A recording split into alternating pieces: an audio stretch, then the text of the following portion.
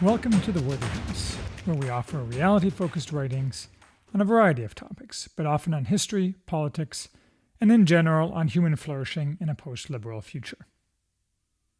I'm Charles, the maximum leader of The Worthy House. Today, we are reviewing Dignity, Seeking Respect in Back Row America by Chris Arnade. Last year, I went to the state fair and simply sat and watched the people pass by. The vast majority were lower class and looked it. I tried, for a change, to ignore the externals and imagine myself conversing with individuals with whom, to an outside observer, I have nothing in common. Chris Arnade wrote Dignity to document a similar exercise, though one far more in-depth. He traveled the country, talking to many people from the lower classes, what he calls the back row. Then he wrote up what he had learned and added a great deal by filling the book with pictures, so that the reader can perform the same exercise I did at the state fair and ponder respect and the back row in today's society. I really wanted to like this book. I agree with much in it. Like me, Arnade doesn't think a rising GDP per capita is the measure of human flourishing. But what Arnade never asks is where dignity comes from, or for that matter, what it is. As a result, he is unwilling or unable to make distinctions that need to be made, and he refuses to require anything at all, of the back row, even when the behavior is, by choice, utterly degraded. This lack of clear thinking sharply reduces the value of his book. Arnade in practice uses a very modern, late 20th century definition of dignity, redefined as the right to be free of stigmatization by others. In this wholly new definition, we have dignity when whatever we do is not looked down on by others. Arnade complains, accurately, that the back row is stigmatized. Despite being stigmatized, ignored, and made fun of, most of the people I met were fighting to maintain dignity. In this definition, any action by an individual gives him dignity, as long as he can be assured nobody else thinks less of him as a result, and preferably doesn't ignore, but rather celebrates, his choice. Thus, in a couple whom Arnade spent a lot of time with, where the husband's only employment is to pimp the wife so they can buy drugs and find a place to stay, both husband and wife stridently claim that they have dignity. And maybe they do, in the eyes of God, and in the sense that no human life is worthless, and each should be cherished. But in the eyes of man, their behavior is degraded and wholly unacceptable. The real definition of dignity is the feeling of knowing that one has done the best that one can, with what one has, to fulfill one's purpose and duty to God and man, from which flows self-respect and the respect of others. Dignity has to be earned by meeting legitimate expectations, not demanded, assigned, or redistributed. Arnade cannot bring himself to, distinguish the activities of prostituting oneself for drugs and of working a good manufacturing job to support one's family. Only one of these things can truly lead to dignity. The book is far from worthless, however. In a well-run society, everyone should have the opportunity to earn dignity, and Arnade does show how many in the back row are today denied that opportunity. That denial is the result of the world the front row kids, the worst ruling class ever, have made. The derelictions and cretinisms of that class, however named, have been very well covered in a series of recent books. James Bloodworth's Hired, where dignity is a major focus. Tucker Carlson's Ship of Fools. Oren Cass's The Once and Future Worker. Richard Reeves's Dream Hoarders. Joan Williams's White Working Class. Arlie Hochschild's Strangers in Their Own Land. Angelo Codavilla's The Ruling Class, and many more. Dignity is best viewed as complementary to those lines of thought, not a groundbreaking study of its own, which it could have been had Arnade been willing to make distinctions among those to whom he talked. Arnade's path to alienation from the front row was gradual. He grew up in Florida and left his hometown after high school, seeking the life of the front row, based on the right education and the right jobs. In his taxonomy, the front row kids are perhaps 20% of the population, those who follow the new cursus honorum, getting the right college degrees, the right jobs, and the right connections, and end up at the top of today's society.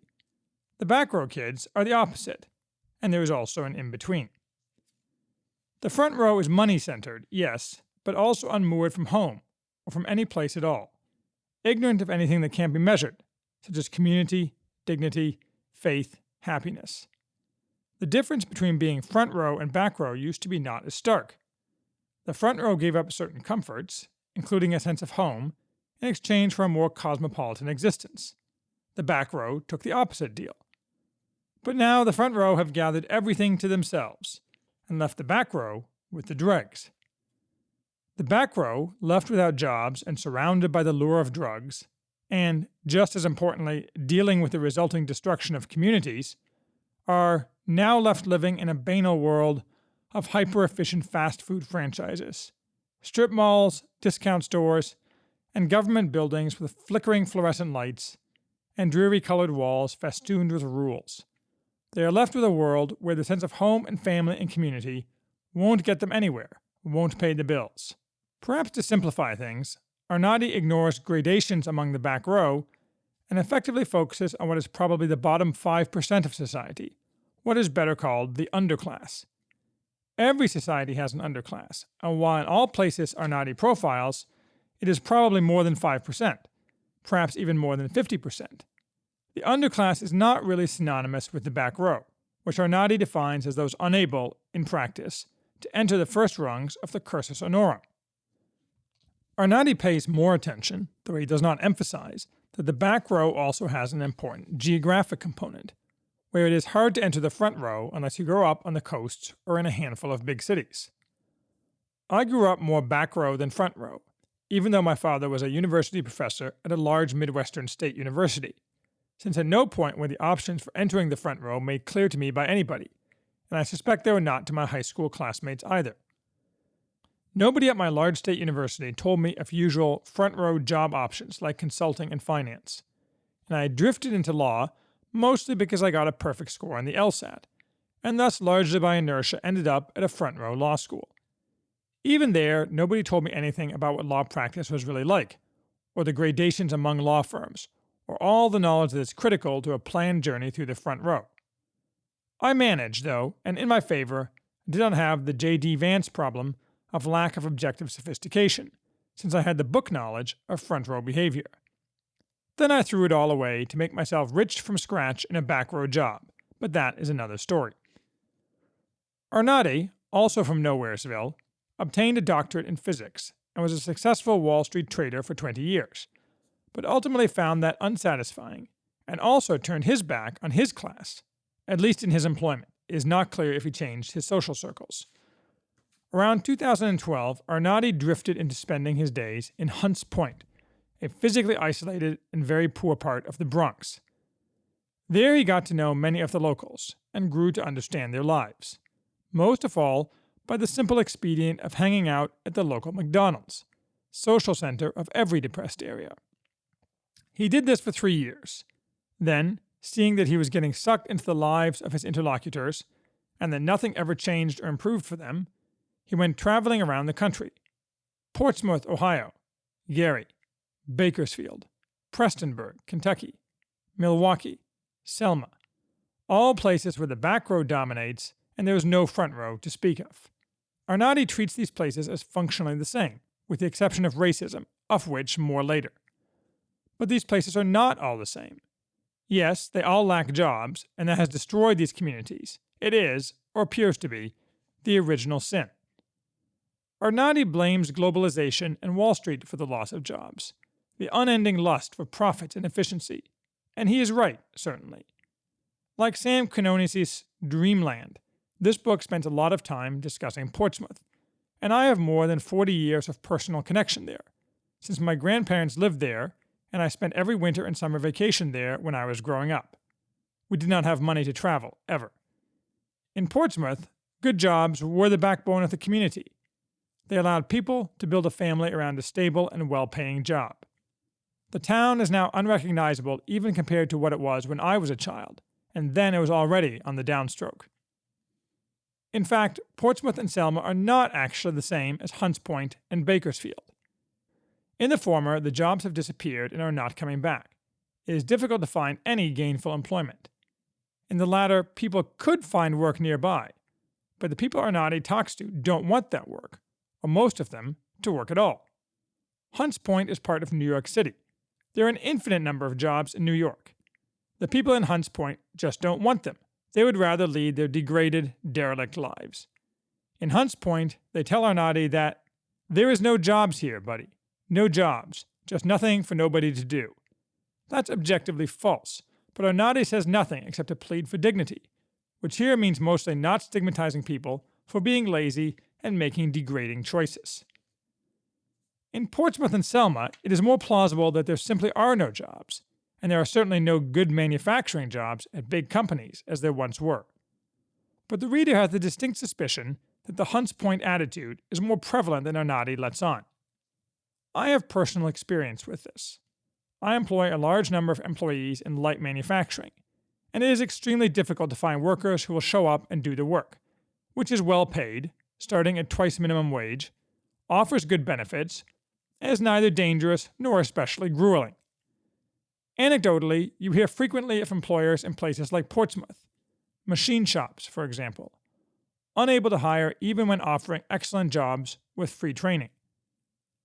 I am quite sure from experience, I've had a lot of direct contact with the back row, that nearly everyone Arnade talks to would not take my jobs if I offered them, or rather might take them, and they would not show up except when it pleased them to do so. The problem, in other words, is not just that the jobs have disappeared, but also that the work ethic has disappeared. Why? Is it lack of jobs or something else? Is that broken families and illegitimate children are now the norm in all these communities, something about which Arnade says not a word, the result of lack of jobs or the result of something else? How does the ubiquitous consumer mindset, where people work 2 jobs so they can buy a more cheap, disposable Chinese tat to brighten their life for a day or two, figure in? It is instructive to read Charles Murray's classic 2012 book, Coming Apart, to get some insight. Using extensive statistics, Murray shows how the cognitive elite, his term for the front row, has separated from the lower classes, who have sunk into various forms of dysfunction, with the disappearance of family, vocation, community, and faith. It is also instructive to read Theodore Dalrymple's Life at the Bottom, about the British underclass. Dalrymple assigns blame to the spread of non-judgmentalism, totally absorbed by the underclass, which is in essence the same thing as believing in dignity as lack of stigma. Reading works like these makes clear that it's not just lack of jobs that has cast the back row down. Lack of jobs has instead contributed to a broader decline in moral fiber that has deeper roots, though the front row is still to blame, as it is for the disappearance of jobs, since it was their deliberate destruction of virtue that is a major cause. What Arnade won't say, though, he at least allows one of his conversation partners to say. In Prestonburg, Kentucky, one man says, "Parents and grandparents took their kids and grandkids. They don't do that anymore. We used to be self-sufficient here. People wouldn't take gifts. We had pride, self-respect. Then we were flooded with gifts from the government. It took people's pride and self-respect away. The government and internet hurt our churches, and Walmart coming to town closed every mom and pop business. Now people only take pride in drugs.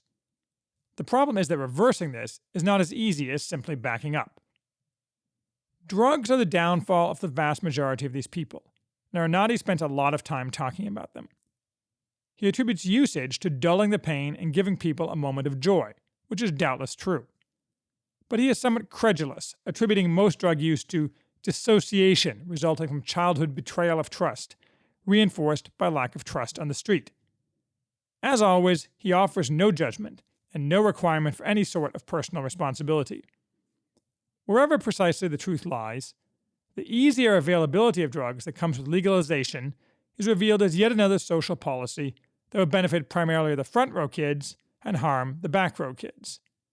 It's not clear that different enforcement would help, though. There is something to be said for the Indonesian or Singaporean approach, but Arnade isn't wrong that jobs would definitely help. Again, though, I don't think it's mostly the jobs. It's the web of society and community that is, over time, generated by good jobs. The type that permits a man on his pay alone to support a wife and children, creating strong families without which no community is possible. That web makes drugs less attractive, an effect beneficially increased by social stigma imposed on drug users. If, reading Arnotti's stories, you listen closely, two elements keep rustling in the background, whispering to the reader that respect, or even human pity, is not the only necessary reaction to the plight of the people portrayed. The first is that the back row, in Arnotti's telling, firmly rejects help from nonprofits and other charitable organizations, non-governmental and governmental. Arnott does not discuss the details of what is offered, but he makes very clear that those he talks to have a fierce aversion to any such help. Their objection is not that they cannot get needed help.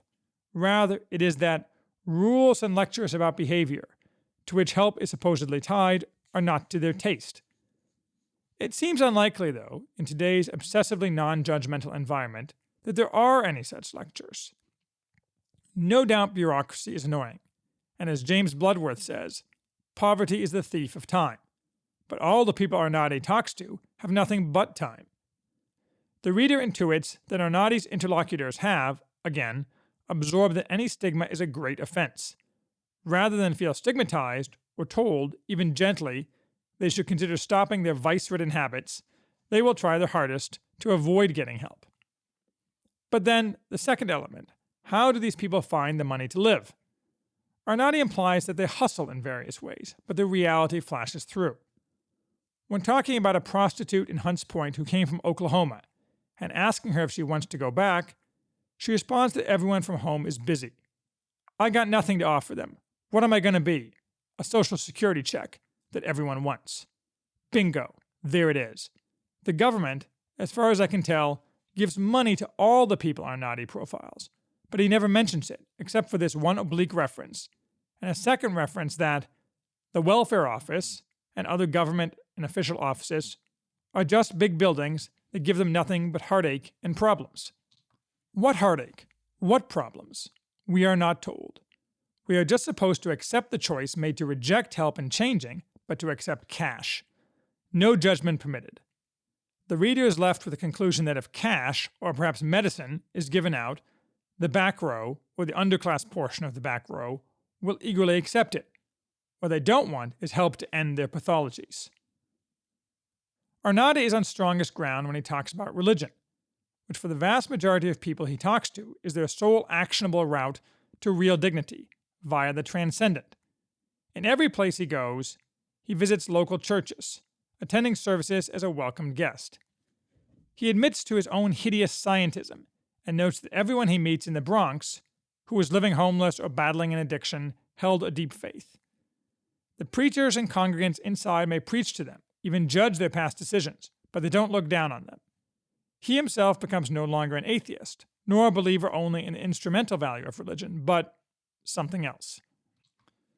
Arnott is on weakest ground when he talks about racism, which is quite a bit. By racism, he means racism against African Americans. He never quite comes out and says it, but it's entirely obvious that, like any thinking person, he realizes that the only type of racism that matters or has any historical freight is that against African Americans. Hispanics, for example, claiming historical racism, should go pound sand. No doubt in the 20th century, African Americans were frequently deliberately economically disadvantaged in ways that still echo today, a topic well covered in Richard Rothstein's fantastic The Color of Law, which Arnott does not cite, but should. Arnott notes that the front row is all about credentials, and African Americans find it hardest to obtain credentials. Affirmative action merely offers a tiny slice of people the ability to reach the front row, on the condition they leave home, readjust their values, and readjust their worldview. Among African Americans in the back row, though, it's pretty evident from the people Arnott talks to that racism as a problem is usually a distant competitor to lack of education and lack of jobs. Among whites and Hispanics in the back row, most are not racist at all. But Arnott can't just leave it there. He's a man of the left, as he likes to remind us, and he keeps talking about the supposed problem of increasing racism among resentful whites. Now, I agree this is a real potential problem. As I frequently say, and am now more frequently saying, white racism channeled by a competent politician is likely to be a winning political strategy come the next big economic downturn, and it's not going to be pretty. But Arnade never portrays any of his interlocutors as racist at all, and that undercuts his claims, which therefore seem shoehorned in. After all this, Arnade is, not surprisingly, angry at the front row kids. First, for causing the problems that the back row kids face, and second, for having no idea about the lives of people outside their bubble, and being contemptuous of them. Arnade is further incensed that the stock front row response, from left and right alike, famously encapsulated in an odious 2016 screed from that dying bastion of loser conservatives, National Review, is that the back row kids should move to where the jobs are, and that the real problem is that they cause their own social pathologies. As I say, there is some truth to that, and J.D. Vance went into this in some detail in his own memoir of Back Row Life. All the people Arnade interviews, though, identify very strongly with home. It is the one thing they have left. Moreover, it is expensive to move, and most back row people lack the networks that allow them to resettle. What networks they have are part of their home. Not to mention that the mere ability to think in this way is mostly a front row talent. Beyond that, though, no well-run society should hollow itself out by demanding the poor congregate in megalopolis. It is no way to run a country. I don't dislike the front row in the abstract. I dislike today's front row. Arnade is not a political theorist, but he probably agrees that there has to be a ruling class. We will always have class distinctions, and should. We just need a decent ruling class, and Arnade is right that ours is awful. It is exemplified by the Cambridge student in 2017 who, when asked for money by a homeless person, burned a £20 note in front of him. In short, what we need, as between the front row and the back row, is justice. Not social justice, which is, as Paul Rahe said, a slogan used by those intent on looting. Rather, justice in the sense of giving to each person what he deserves. There are many classes, each with its own needs, rights, and duties. The front row needs to recognize its duties to the back row and to the nation as a whole. The back row needs to recognize its duties of self-help wherever possible, and the absolute necessity to reject the modern definition of dignity and embrace the old definition. In that project, the front row needs to lead and assist. None of this can be solved easily. Smashing the current ruling class would be a good place to start. To do that, you need to smash the administrative state, the media, and the universities, rusticating their denizens and permanently stripping them of all influence and power, which is a tall order. You would then need an industrial policy that prioritized American jobs that are not concentrated on the coasts, followed by a general renewal of virtue, probably only possible through religion. As a woman in Cairo, Illinois says, "But we are good people, smart people, who could show that if we had opportunity. We can be productive, but there is no grocery store, no gas station, no resource center. Nothing is here. This is it. The goal of the foundationalist state, based as always on hewing to reality, will be to offer opportunity. Not the opportunity to join the front row, which anyway is going to be purged, but opportunity in place. It will also sharply distinguish between the deserving and undeserving poor, offering strong help for the former and strong correction for the latter. Again, a tall order, but something has to be done. A degraded proletariat spells trouble, a lesson from history that I think the front row, tripping the light fantastic, with their Teslas and palaces of glass, have forgotten, just as they have forgotten, for the most part, the back row's very existence. They should read this book.